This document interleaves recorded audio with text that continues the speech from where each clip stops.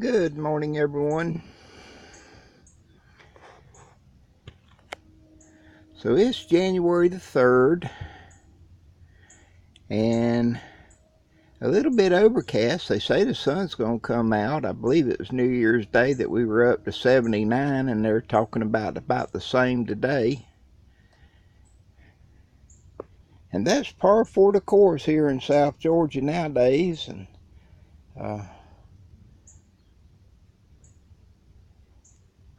the 7 or 8 day forecast that I looked at didn't have anything. I think the lowest was like 41 that I had a few days from now, but that saves on heating bills.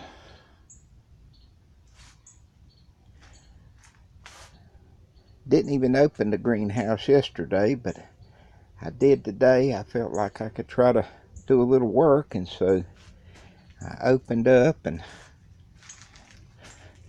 was very pleased with the way things are looking. I've got fruit set on my miracle fruit bush, and still getting more and more blooms on it, and some celeries that I had cut and have just two of them here just sitting in the tray of water.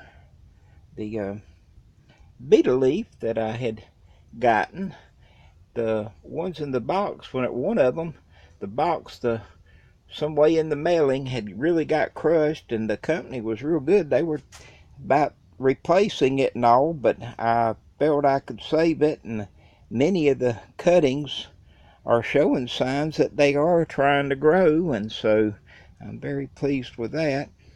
I had already picked a handful of my kratom that I'm going to make me a pot of tea with, and this one is really, this is the betel leaf, however you say it, and it's getting a lot of new growth on it.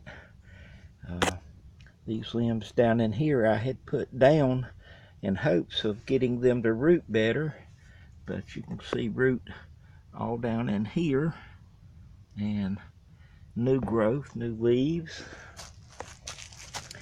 and the shoot there is pretty much all new, in which that was, like I said, I didn't even open the greenhouse yesterday, and without a doubt it was probably up in the over 100 in here, and the humidity. I'm fixing to water. I don't usually fertilize it this time of year, but that's one thing I like about the spray and grow is the cocoa wet. I can use it, and it helps keep the leaves moist, and the micronutrients give it all the minerals and everything, and without using the fertilizer, and that'll help it stay green and looking better and healthy. And a healthy plant is more resistant to diseases and even infestations of bugs. Some of the literature I had from years ago that I've shared out was the fella up in Maine talked about that aphids like nitrogen and all, and that's one reason you kind of hold off on fertilizing during the winter time. But this is the leaves that I had gathered so far just off of the first few plants up here, and I haven't gotten all of them, and some I've knocked off and they're back in the back. And after falling the other day, which my hand is doing better, it's still got some yellow and purple on it and then that finger right there just doesn't work quite right, but for my age and everything else it does okay, and I'll see how it goes from there. It's been around 2 weeks now, and it's not bothering me. Of course, I haven't done much.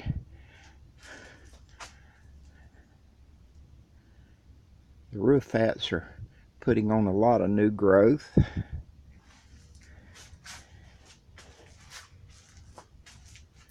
The ones down in here, this is where I fell on some of these and broke some of them.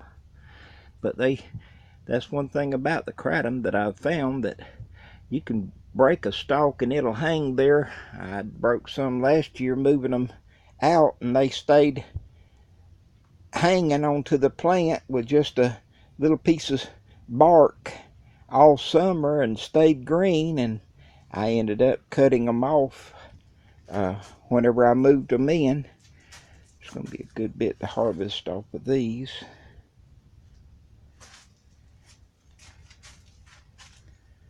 Some of those leaves and all. Some of the moringa back in the back from the little bit of freeze and frost that we have had, where it's up against the plastic, has gotten bit. I'm very pleased with the mix that I did. The cinnamon and the cloves and all that stuff I've not seen any sign of any bugs.